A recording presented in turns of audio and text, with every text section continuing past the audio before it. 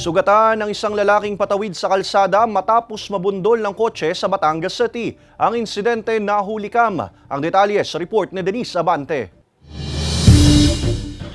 Pansinin ang CCTV footage na ito pasado 1:00 ng hapon kanina sa bahagi ng Barangay Balagtas, Batangas City. Sa kabilang bahagi ng kalsada makikita ang dalawang lalaking tumatawid sa kalsada. Mabilis na nakatakbo ang lalaking nakaasul ngunit bahagya nitong naiwan ang lalaking nakasuot ng stripes na t-shirt. Maya-maya pa, isang mabilis na kotse na ang dumating at nasapul ang lalaking naka-stripes na t-shirt.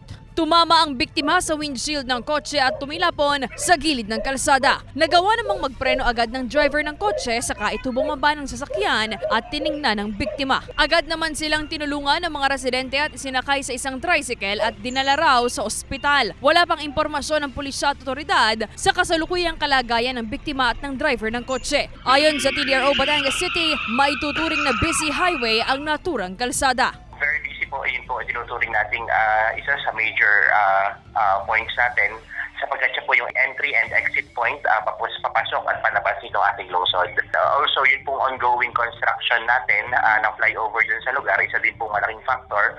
Plus, yun pong ginagawang widening sa area and then yung pagre-relocate po ng mga poste ng Meralco, isa din po sa mga factor na nakaka-apekto doon. Patuloy naman ang pagpapaalala ng mga otoridad na gamitin ang pedestrian kung tatawid upang maiwasan ang kaparehong insidente. Sinisika pa ng GMA Regional TV Balitang Southern Tagalog na makuha ang pahayag ng biktima, gayon din ang driver ng kotse. Galing po nating tumawid sa mga tamang tawiran.